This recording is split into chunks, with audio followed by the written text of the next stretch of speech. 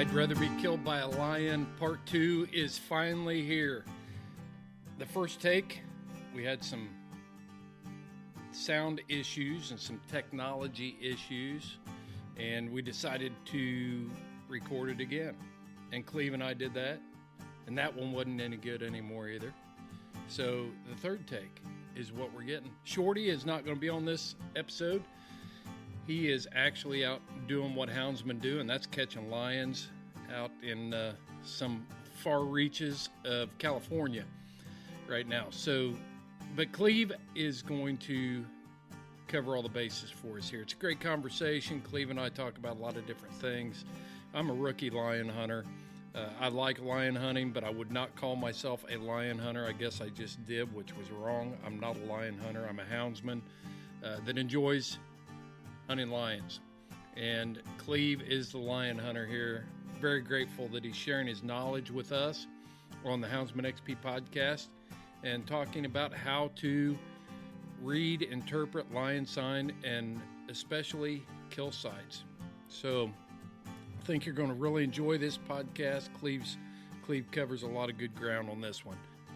If you like this podcast, it's very important that you leave just a short comment. It would mean so much to us and help us out a lot. I'm not going to ramble on a lot on the pre-roll. We got a box shaker. It's time to get the Old South open and dump the box.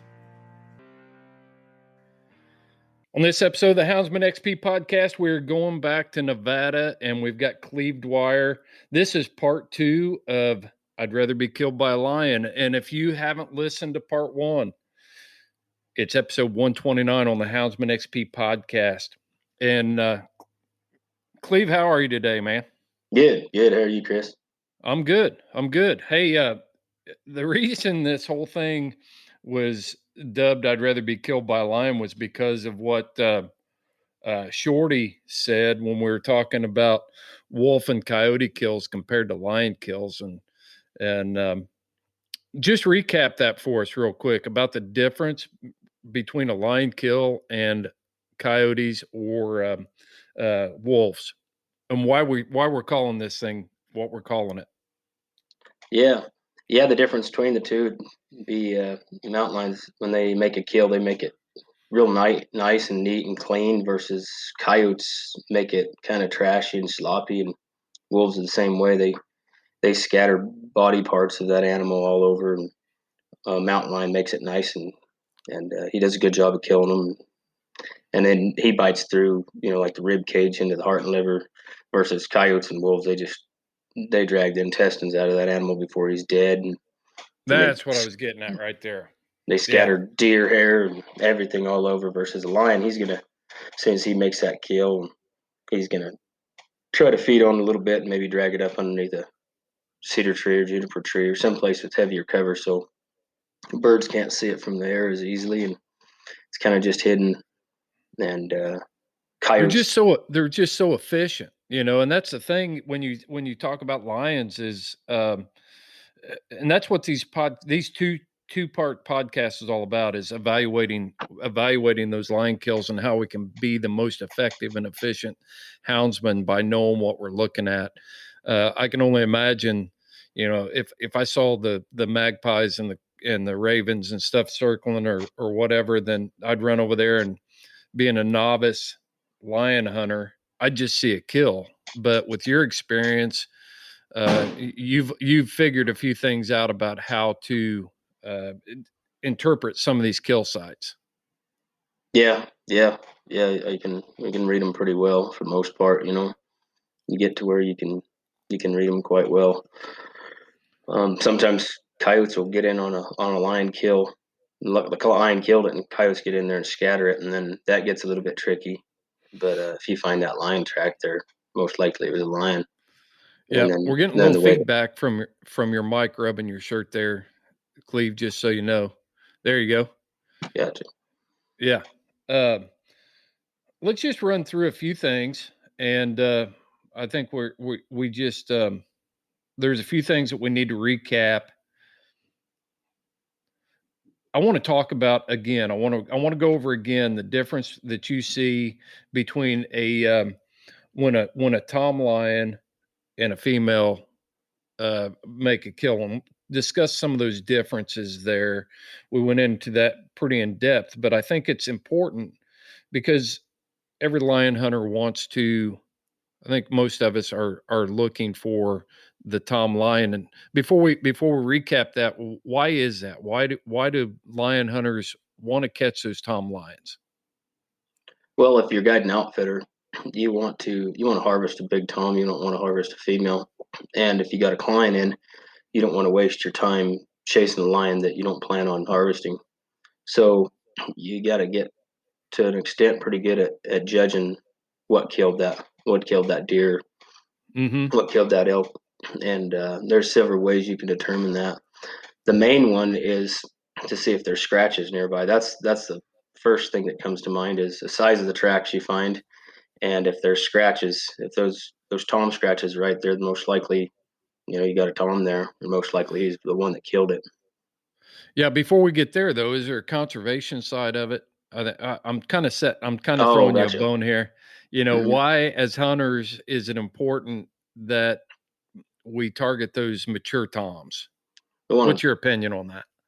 We want to target those mature Toms because they're the ones we want to kill. They're not so much our producers. That female, she's our producer. So if you want more lions next year, you don't want to kill that female if you can keep from it. Especially if she has kittens, of course. But yeah. So you want to be able to judge that, and that Tom, there's going to be another Tom that'll come in there to breed them females. But you want to harvest Tom. That mature Tom's already covered several females and produced several litters. So he's already he's already made his investment in the mountain lion population several times over. He's bred several females over the years. And so his genetic investment's already been made there on the population. Is that your opinion too? I mean, exactly. Yeah. Yeah, exactly. You definitely want to be as picky as you can and be able to choose the difference. Do you think an old mature Tom is more difficult to track and catch than, say, an older female? What do you think about that? I think it all depends on the individual lion. Some of them older females, they can run, and a lot of them are skinny. Some of them will be barren, if they're really old, so they can really run and they can line out as well. And they're going to be a little faster than an old Tom. But some of them old Toms some of them can run too, and they've been around the block a while, so they've learned a lot. If I compare it back to deer hunting, if people allow me to do that a little bit, some of those old herd does can be the toughest deer to kill.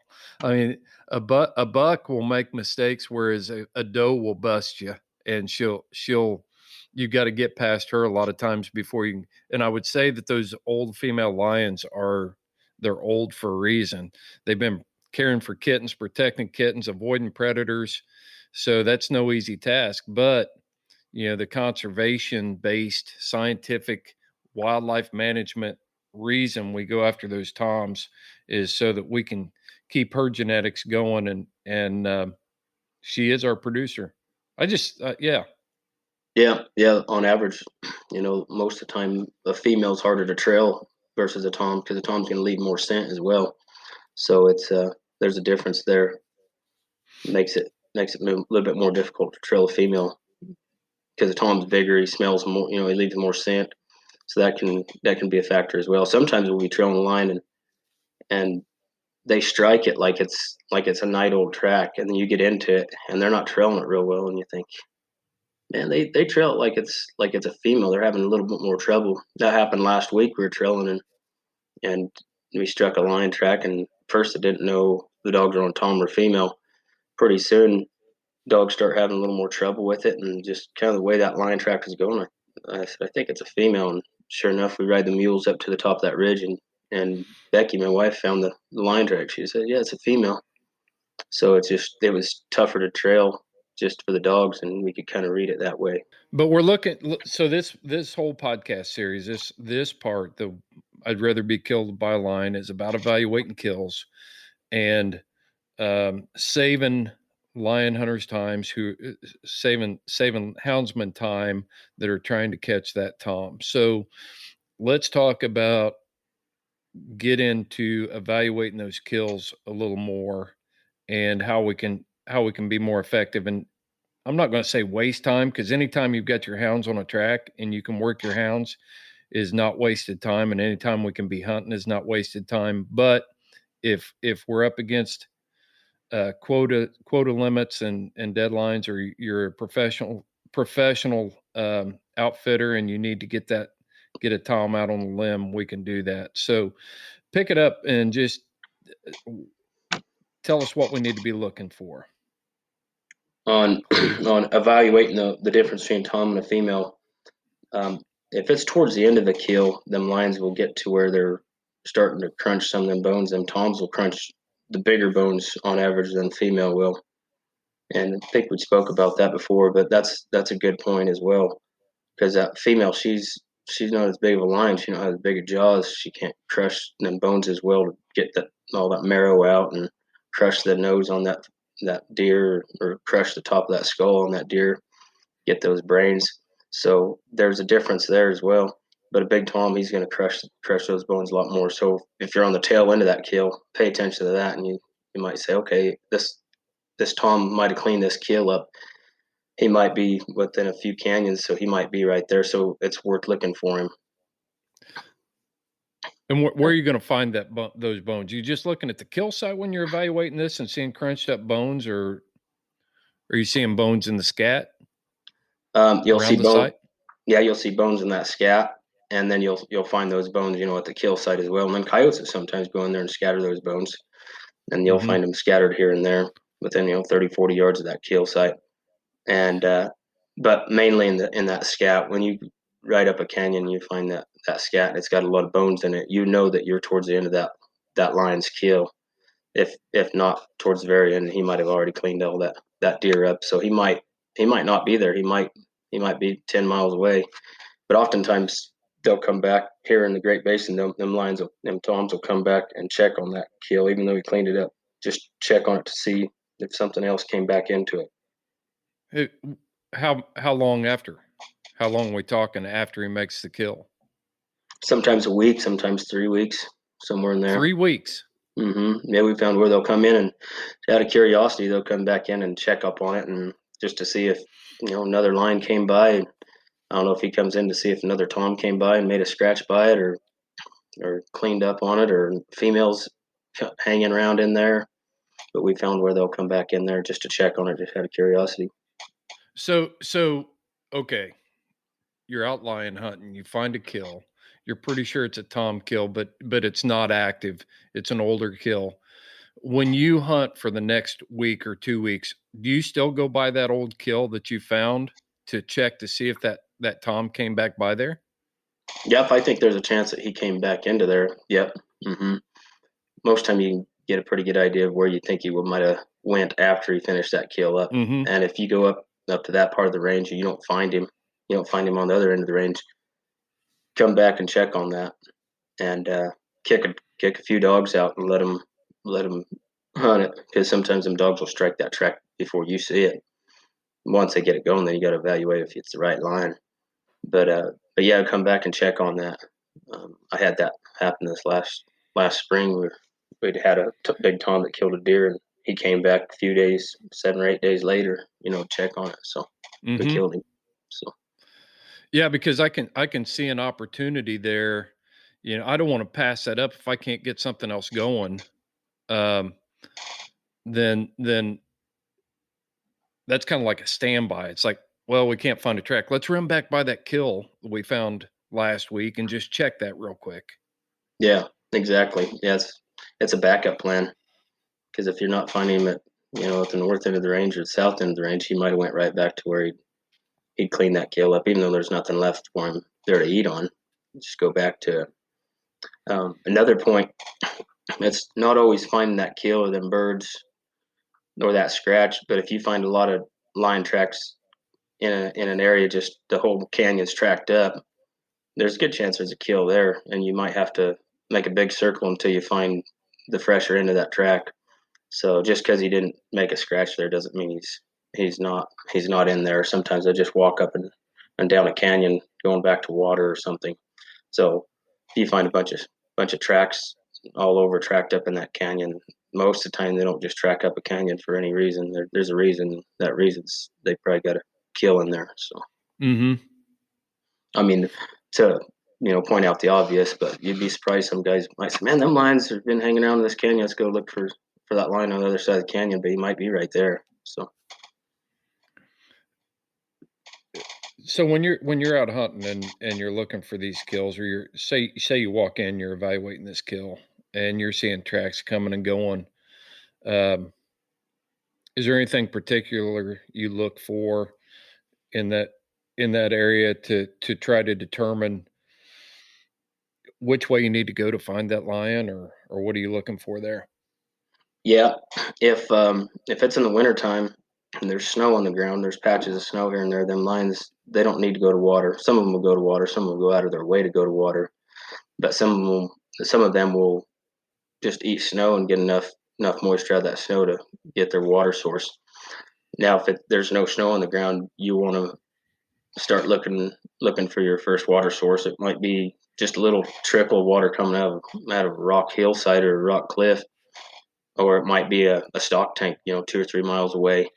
You're going to want to go head to those places or intercept in between that kill and that water source. There's a good chance that line's going to those water sources. And then once you find them tracks headed there, you're probably going to find a couple sets of tracks going back and forth. Then you're going to need to evaluate which one's the freshest one to put the dogs on. It seems to me like if I was a lion, every deer, every horse, everything that I'm going to eat, if I'm a lion, needs water. Mm-hmm. So do you see lions spending a lot of times around water sources to hunt? I mean, that's if my diet is sagebrush, say I'm a mule deer and there's tons of sagebrush out there, I could walk around for a long time or hunt for a long time to find a deer. But if there's only one water source in that area, then that deer's got to come to that water source. Do you find a lot of kill sites around there, or what's your experience on that? Yeah, you find a fair amount. You don't always find, not as many as you'd think, but that's definitely a spot you need to go look, because out here in the desert, there's not a lot of water, and they're kind of bottlenecked and forced to go to those places. So you definitely want to go check those spots out. If you can't find him close to that kill, he might be at that water. He might be watering there at that time while you're looking at that kill. So head to that water. And you don't want to just go to the water itself and just say, "Oh, nope, he didn't come around." You want to make a circle around that water, maybe 100 yards away from that water, and make a big circle.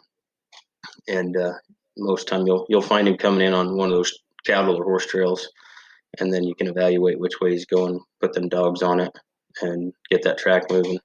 If it's warm, as soon as you get there, you're going to want to water your dogs up, so you don't have to interrupt your dogs any sooner than you want to.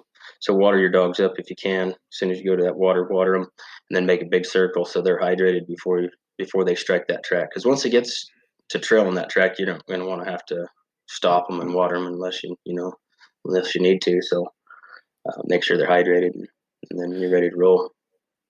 One thing, I'll just throw this out, and this has nothing to do with lion hunting. This has to do with watering hounds and training dogs to. You can actually condition a dog of when they need to be drinking water. And I've worked on this for a long time. But if you will condition your hounds that as soon as that they come out of the dog box, they get a drink of water, and then you're guaranteed every time. It doesn't just have to be at that particular time that you're at a water source. But if I open the dog box and I condition those dogs by doing some water baiting and stuff like that, I'm telling you, they figure it out. It's like, oh, the first thing I do when I come out of the dog box is I get a drink of water, and now we're going hunting. You know what I mean? Yeah. It's the same way with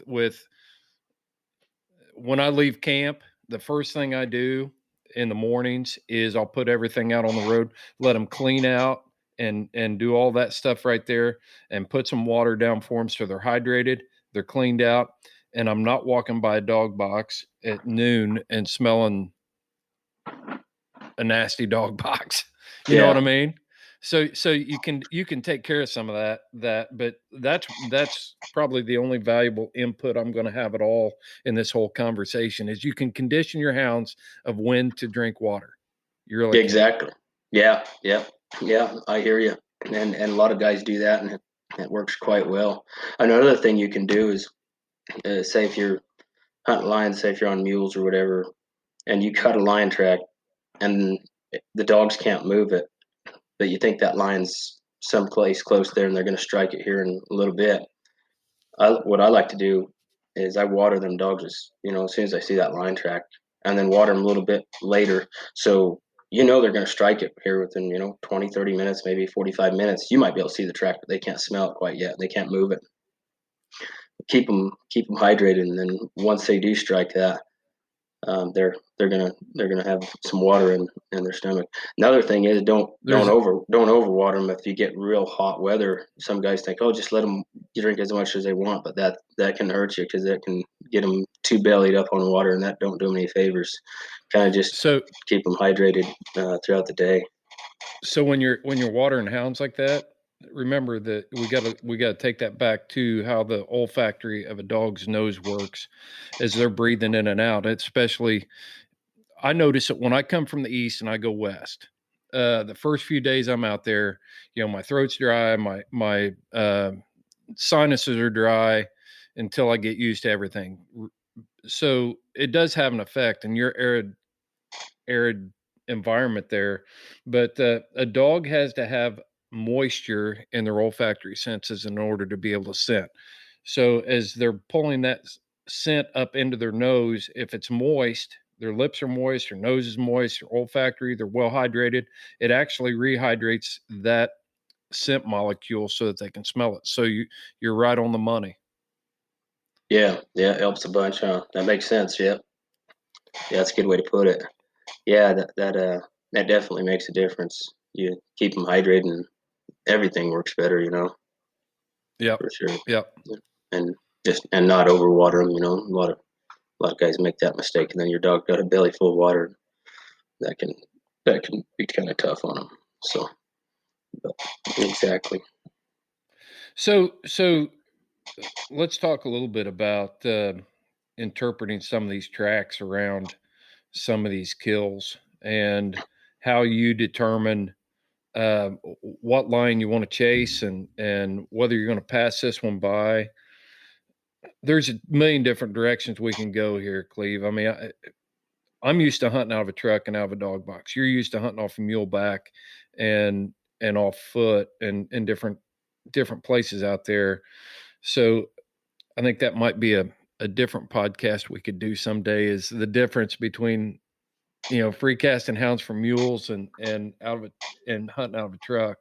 But let's talk about how you evaluate those tracks around kill sites and what happens when they're dragging their kills, how far they drag kills, things like that.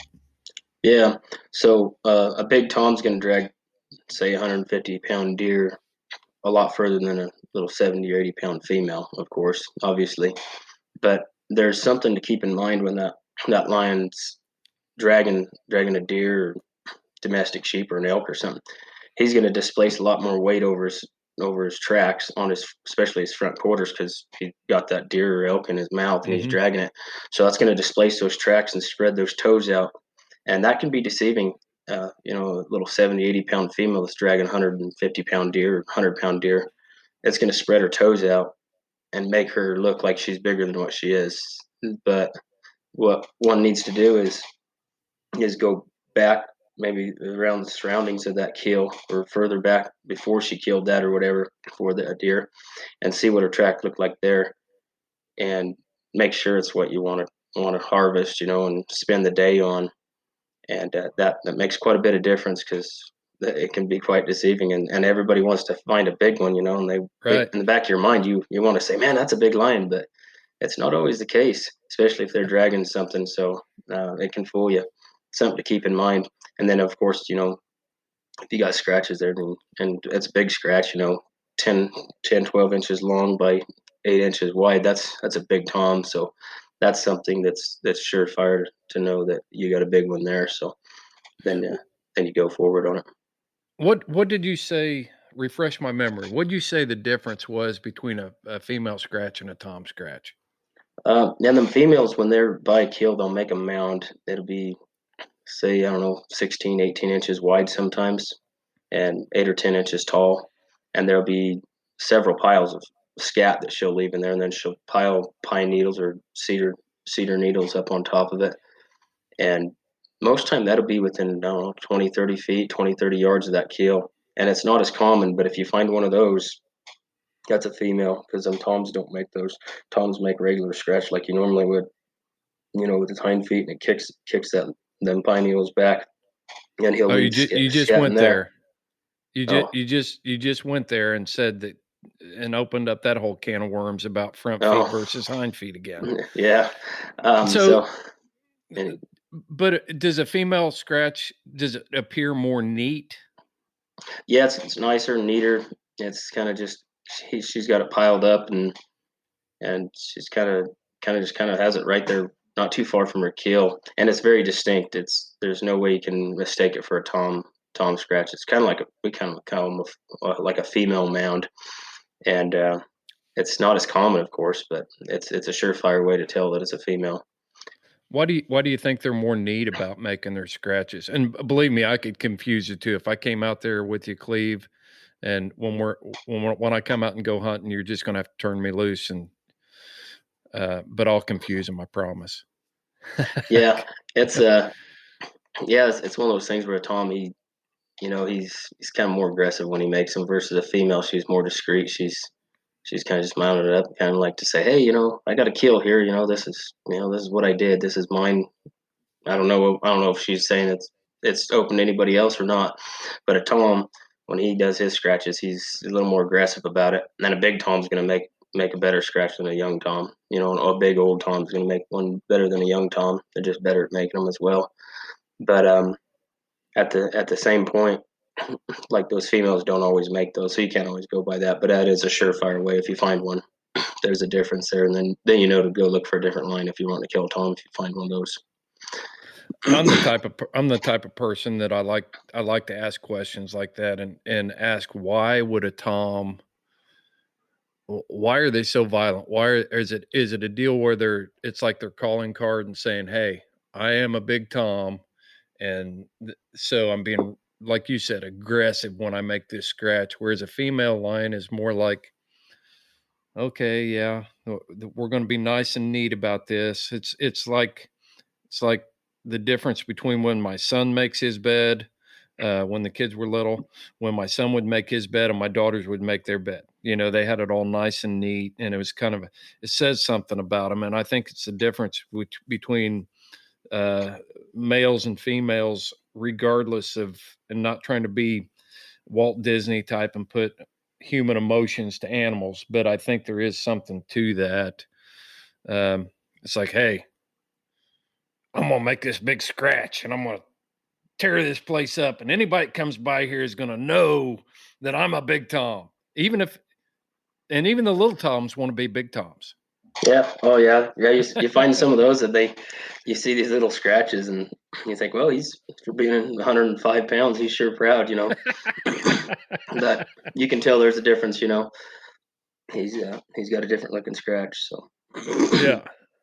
Yeah. So, but yeah, and another thing you can look at is if you find an old kill and that cartilage is bit off. Sorry about that.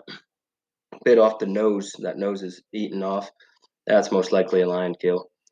Coyotes don't really eat that nose much, but lions do. They're pretty consistent on eating that cartilage off there when they finish up a kill. So when they finish it up. That's going to be one of the last things they do. Yeah, it's going to be one of the last things they do. Yep. Mm-hmm. Before they go to crunching on them bones and cleaning up all the hooves and all that, they'll crunch that nose, and that cartilage on there, and that's a pretty good way to tell that it's an old lion kill, if it's in question. So, and then of course the ribs on a lion kill will that deer elk will have a hole right through where the heart and liver and lungs would be, and if that rib cage is still intact, then that'd be a good surefire way to tell that it was a lion kill as well. No, So, say that again. You lost me there a little bit. Oh, yeah, when that lion makes that kill, say on a deer or elk, he's going to obviously eat through the rib cage most time and eat the heart and liver. So there's going to be a hole, maybe a basketball sized hole or something going through that rib cage, and that'd be a surefire way to tell if it's an old lion kill versus anything else, roadkill, coyote, whatever. I got you. That's what he's gonna want first, is the heart and liver and lungs. So now, in previous conversations, did you say that lions behave differently on the order that they eat, like down towards Arizona and Colorado? Did you find that they start in different places in different regions, or am I talking about that right? Yeah. So we've noticed there's different feeding habits for different regions. So in say in Colorado and here in the Great Basin, that first part of that lion's kill, he's going to eat the ribs and eat the heart, liver, and lungs, and then his second feeding will be on one of the shoulders or the neck. But down in, say, central Arizona, down in the Sonoran Desert, it's a little bit different. He's still going to eat through that rib cage, heart and liver and lungs, and then his second feeding 24 hours later, whenever he comes back, he's going to eat on the hind quarter most likely. And that's not written in stone, but that's something we've noticed quite a bit in the two differences. So there's a difference in regions. So that's something to think about and pay attention. If there is doubt in your mind whether it's a lion kill or not, then you're going to have that lion eating on the hindquarters down in Arizona. And then same goes for, say, Colorado and the Great Basin. In Colorado, like a big tom there will typically finish up his kill or until it spoils, but he'll lay there not too far from that deer or whatever until it's finished up completely or until it spoils. Versus in the Great Basin, that's about 50% of the time. 50% of the time he'll stay there and lay on it and finish it up until it's gone. And 50% of the time he'll take off and go look for another kill or just go wandering around. And coyotes might clean it up before he gets back because he might not come back for 2 or 3 days. And then in Arizona, those lions down there, a big tom there will eat on, say, domestic calf or colt or coos deer or something. He'll feed on it for about 3 days, 3 or 4 days, and then he'll take off. And most time he won't come back. He'll make another kill for whatever reason. So those are the 3 differences in those regions to keep in mind. Right. So I've got a question about that. Yeah. So say this is greenhorn coming out to lion hunt. You send me up a canyon, say go up there and see if you can find a kill up there. And I get up there and I find a kill, but it's scattered. Is there anything that you look for? Even the coyotes have scattered it out. Is there anything in that kill that you're specifically looking at to determine, did the coyotes kill this or did a lion kill it and then a coyote scattered it? Is there something that you could point me to say, I yell at you, Cleave, get over here, man. There's a kill over here, but it's all scattered out. And you walk up and I'm saying, this is a coyote kill. And you're like, no, it's not. Look at this. This is a lion kill that was scattered by coyotes. Yep. Most of the time it's going to be that rib cage. You can have a hole in that rib cage. And then if it's a bigger, say it's an elk or something, the coyotes can't drag it around well. Most of the time, let's say if the big tom killed it, he's going to drag it.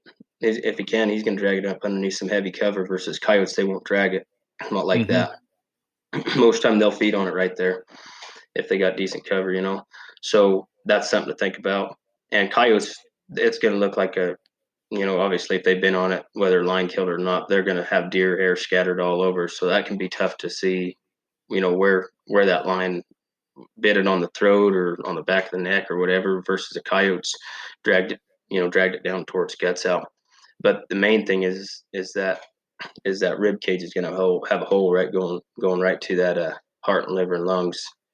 And there's always a good chance that if it's a tom, then he's going to have some older scratches someplace there. Maybe it's 2 weeks old. He's most likely going to have some scratches close by. So look for the scratches. Okay, so now I'm seeing it. We've got layers to this thing. You can't just walk up and say it's a lion kill, or if you can't determine that it's a lion kill, you're looking for other things. You're looking for scratches. You're looking for, tracks in the area. It's not just, you can't have tunnel vision when you're a lion hunter. You got to look for a lot of different things to determine what you're looking at. Yeah, exactly. Yeah, you kind of got to treat it kind of like a crime scene. You got to kind of dissect it all and kind of take it apart piece by piece and figure out what happened. So, but unfortunately, mountain lions do get blamed for a lot of stuff they don't do. And there's deadheads that are found all the time, and guys would say, "Oh, mountain lion killed that," and that's not always the case. So nice. Yeah. I always like watching. This is the cool thing. I just, when I come out and hunt with you, it's going to be a real pleasure to sit back and just watch somebody who has put time in and works every day to master their craft. I really like watching craftsmen, ply their trade at certain things and learning that. And that's why I think it's so cool that you're doing, these podcasts with us. And, yeah, it's going to be fun. What else we got, Cleve? What else you want to cover in this part 2? There's something to think about is a female, if you find a kill there, sometimes them females will drop them kittens off at that kill. So just in case you do cut a female and she don't have kittens with her, she might have kittens someplace on a kill there. That's something to keep in mind because she'll drop them kittens off. Them kittens sometimes they'll range a ways from that kill, maybe a quarter mile. They don't always stay put right on it, So sometimes you'll find that female and she's got them kittens on a kill, and she'll go off and get watered up, or go look for another deer or something to kill because she's always got to be thinking ahead where she's going to get her next meal for her kittens.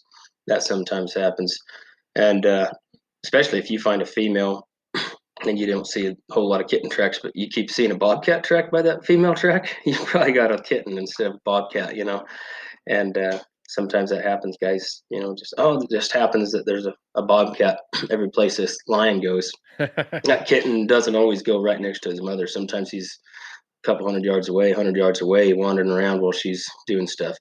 That's something to keep in mind. And we found that by some of them kills, them kittens, they don't always stay right with their mother, and they don't always stay right on that kill.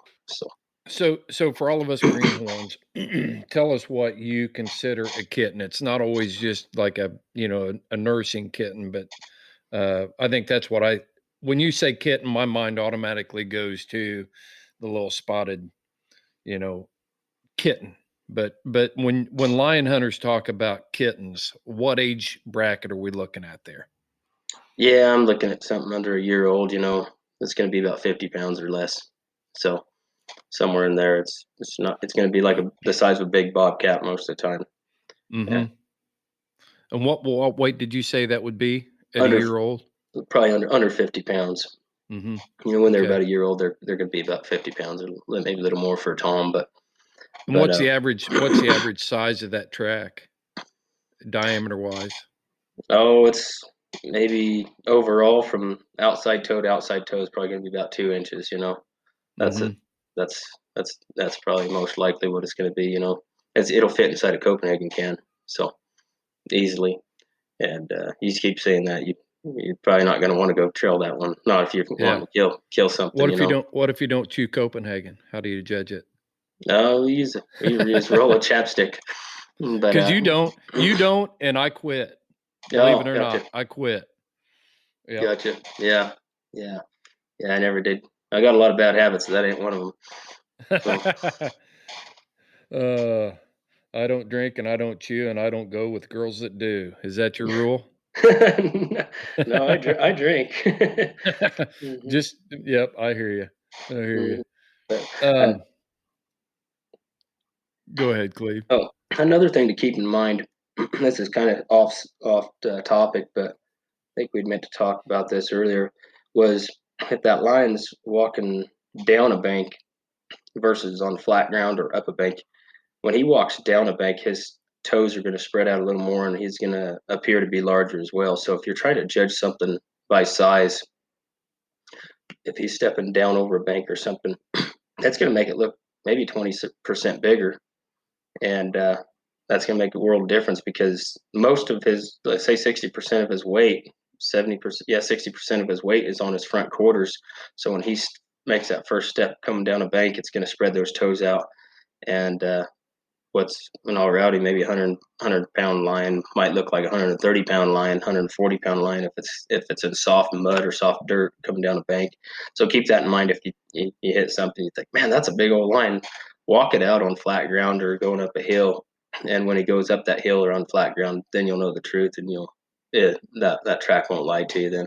And that's something a lot of guys might not realize, but there's quite a weight difference, on the front quarters versus the hind quarters. That's why their front feet are bigger than their hind feet by about 25%, because they displace more weight when they're walking. If you got them big shoulders and that head and everything else there, just like horses.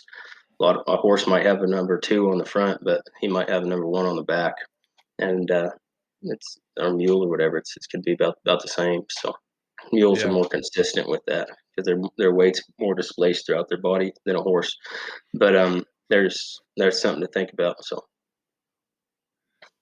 So what's the longest time that you've seen lions circle back and check on kills? And how do you know this stuff? I mean, this is the part that we've covered in the past, but I think we need to talk about it again. You guys take a lot of notes and do things like that, but based on your experience, what is the longest time you've seen a lion circle back? Oh, probably about a month or 2. Really, that long? Yeah, my brother found a big old bull down in southern Nevada.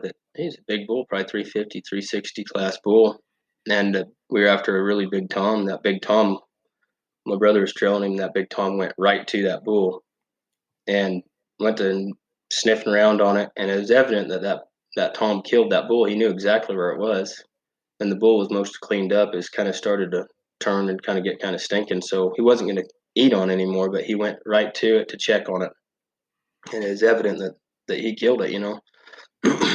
So otherwise he wouldn't have known where it was, most likely, unless he wandered upon it. But I think they pay more attention to it, of course, if they're the one that killed it.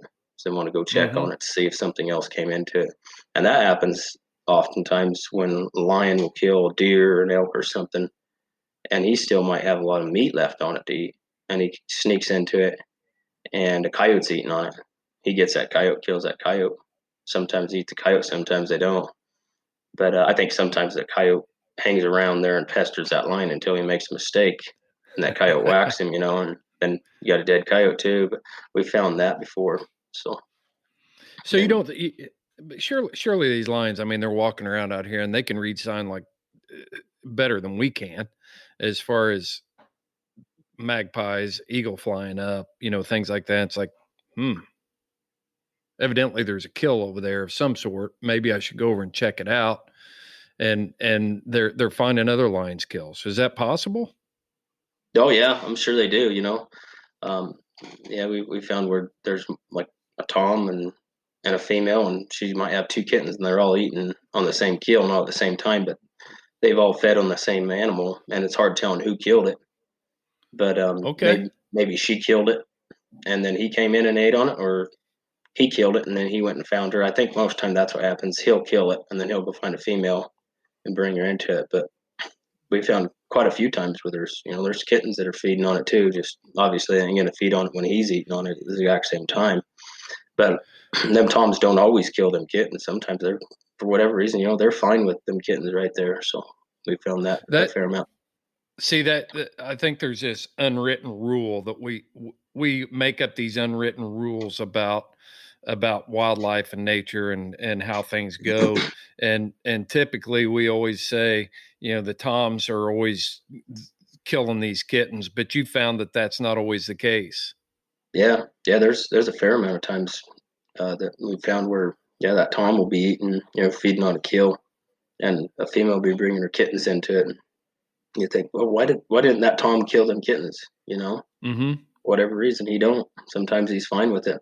We found where like a tom and a female and two kittens will be walking down the same road, and it looks like they walked down there together, but maybe he walked down there a little before them or after them. But that's happened quite a bit too, and it makes you wonder if them toms are always killing them kittens all that much. If not, I know it happens, Mm-hmm. it's obvious, it happens some, but maybe not as much as one thinks. I don't know if they're always as murderous as we make them out to be, but but yeah, that's something to keep in mind. Just because you got a tom on there and a female doesn't mean that them kittens are dead or he killed them. Sometimes he lets them. So if you're finding female and kitten tracks on a kill, that doesn't necessarily mean that you're not going to keep looking around that area, because there could be a tom track that's coming in there too, that's just kind of getting lost in the sauce there with a female and two kittens feeding there. You're really going to look that over good. Exactly. Yeah, you're going to want to look it over real thorough, because there might be a tom coming into that. He might know about that kill. He might be the one that killed it and let her have it, and he might have wandered off to make another kill. So it's something to think about, especially in place. Do you find that that's kind of indicative of younger toms, or is there a rule? Have you noticed any kind of general rule about that older toms won't do that, or is it younger toms that are allowing females to exist in there with kittens? You ever found anything like that? No, we haven't found much difference. It seems like whether they're old or young, either way they'll do about the same. Mm-hmm. I'd imagine most of the time, if a tom's going to kill kittens, though, I think it'd be a big mature tom more likely than a young tom. But we found both. We found toms that were, just barely kicked off their mother, and they hook up with a female, and she might have one or two kittens, and they kind of hang out. And he wasn't ready to leave his mommy. I guess not. Yeah, he had mommy issues. So there's something going on there. But Will yeah, you we be my found mother? both. Yeah, we found different instances, so it's not always written in stone that they kill them. But isn't that the cool thing about hunting, though? I mean, we get to see wildlife on a level that just somebody that you see people, they're a dime a dozen. It's like, oh, I love animals, I love wildlife.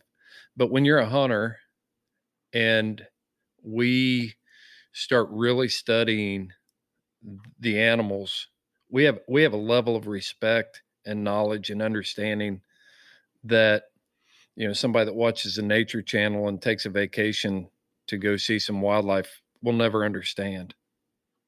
exactly, they all have their opinions, on how wildlife should be managed, but until you trail a lion for a week or two, you don't really know a whole lot about mountain lions, and then you do that a few hundred times in your lifetime, you're going to know a whole lot more about lions than somebody that watched Marty Stauffer videos growing up.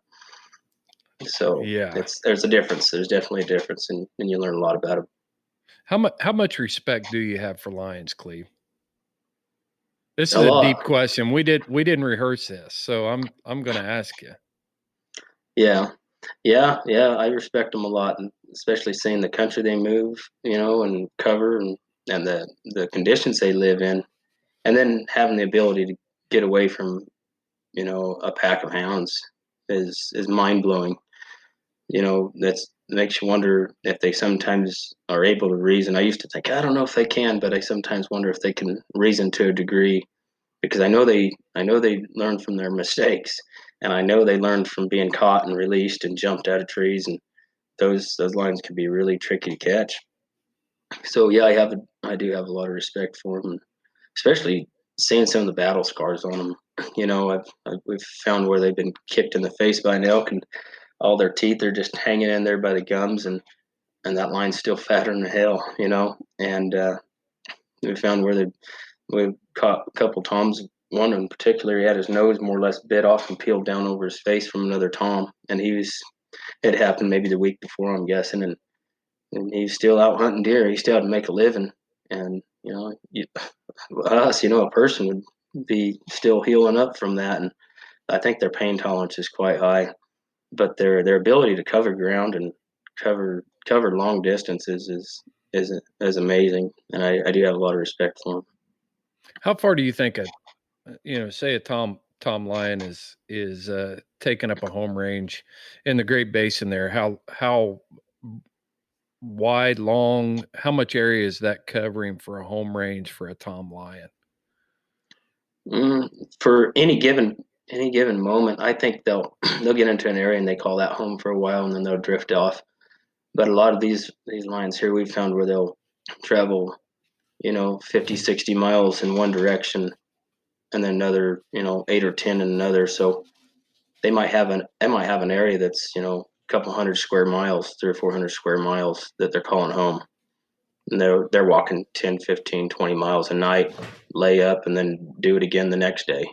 So they can definitely travel some and cover some country. So that brings up an interesting point. What's the farthest that you've okay, you have got a distinctive track on the line? Maybe he's got a toe that lays weird and you've seen it, or he's got a real distinct scar on a pad that you're picking up in the bug dust and stuff like that.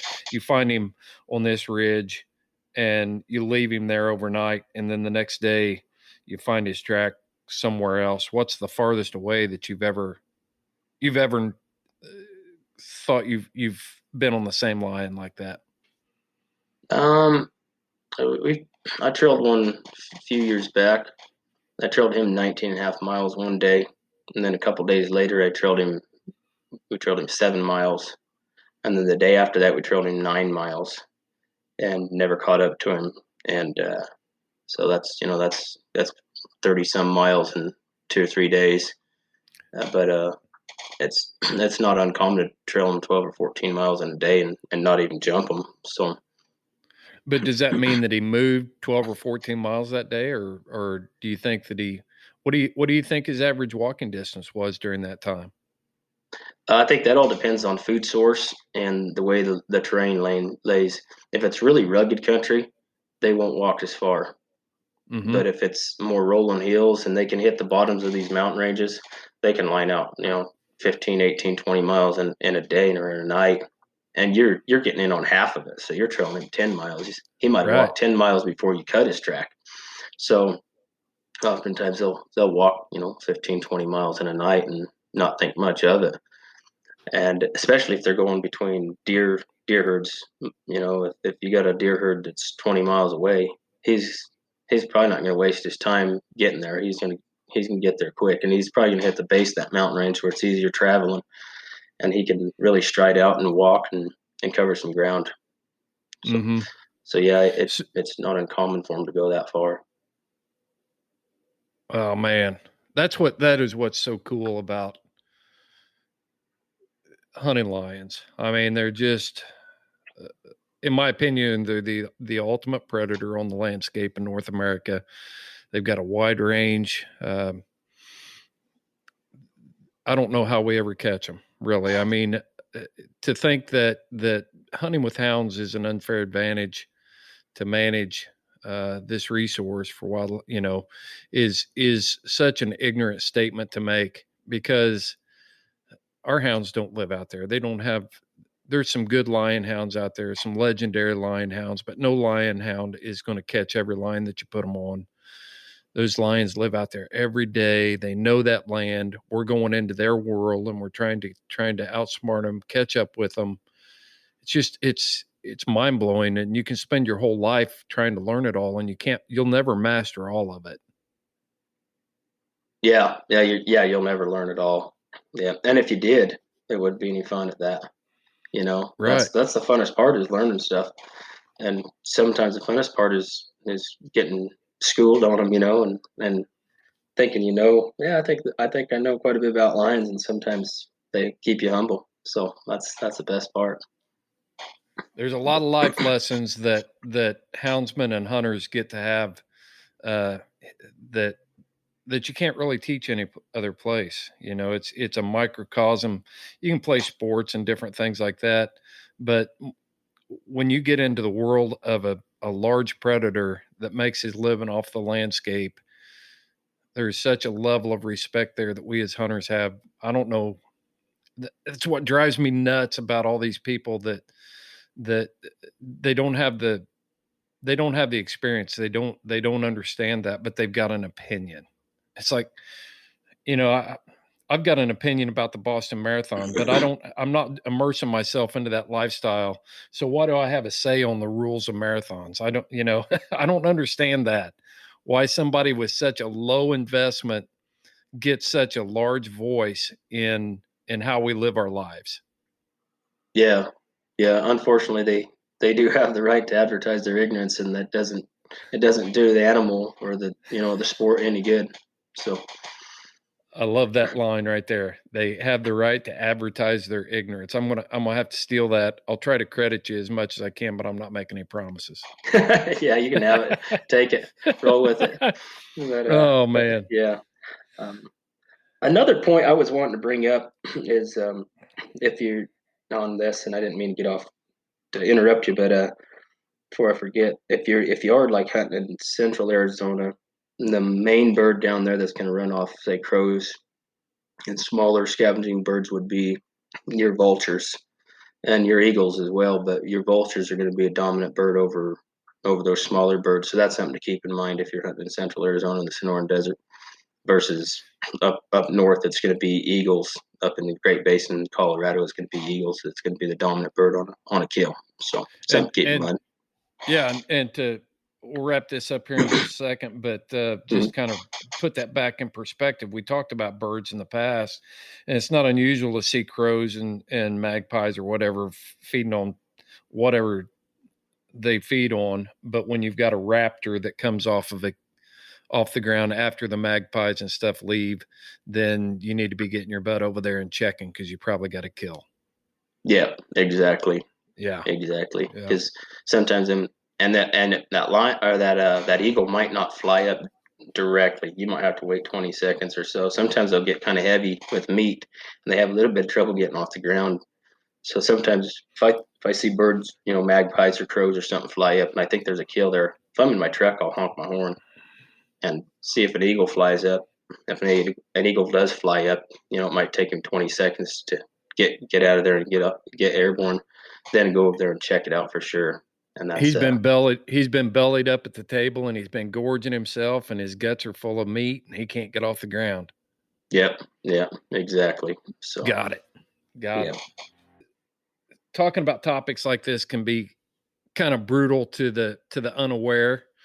We've talked about the hardships of lions. We've talked about the brutality of killing, but that is what the real world is all about when you're talking about these wild animals. There is no glorious death for wildlife out there. They either starve to death, they're preyed upon, or they die of old age, which is starvation and disease. So I always like to point that out in every episode because as a culture, we seem to think that it doesn't exist, and it does exist. Nature is it's a cruel world out there. And as houndsmen, when we get that old Tom caught and we can see the battle scars on him, or we can see that, when he grins at us, we can see he's missing teeth. He is doomed to die a brutal death, either at the hands of a pack of wolves, starving to death, or whatever. So I always like to dispel that rumor, and it is a brutal topic to talk about, but having that understanding makes us better stewards of the land and helps us manage this wonderful resource that we have out there, and it's better for the lion population overall. Would you agree with that? Yeah, it definitely needs to be kept in check. Mm-hmm. Look at California. A lot of places there, their lions are overpopulated, and they're in suburban areas where they can't really range out as far, and there's far more human mountain lion conflicts And Sure. that's everybody always, they always think that it's cruel to the lion to kill it or whatever, but that's not fair to the lion to let them get overpopulated as well. They need to be managed. And the other fact about that is you can take lion hunting off the landscape, but there's more lions being killed in California right now by hired government employees that have to go in there and take these nuisance animals out of the off the landscape than there ever was by lion hunters. Yeah, And that's exactly. So that's a lie to think that if you stop hunting lions, the population is going to be better. It's not. Lions weren't meant to be feeding on Fluffy the cats in the backyard in a suburban neighborhood, and to think that we're saving lions by outlawing hunting is just a flat out lie. It's been proven we kill more lions in those problem neighborhoods where lion hunting has been outlawed than we ever did while we were managing it by the North American Wildlife Model of Conservation. So, Cleve, we're going to have to wrap with this one up, buddy. I'm telling you, third time's a charm. We've tried to record this segment 3 times, and through technology and different difficulties I've had on my end, we finally got it done. This is going to be a good one. I appreciate your time. You bet. You're welcome. Yeah. We'll come up with we've got some more in the works. Yeah. Too. Yeah. Yeah. We got some good ones coming up. We got a lot to talk about, Cleve. I appreciate it, man. Yeah. You're welcome. Yeah. Hopefully all right. Somebody got something from it. So guarantee it. Hey, until next time, you follow your hounds and I'll follow mine. Yep. You bet.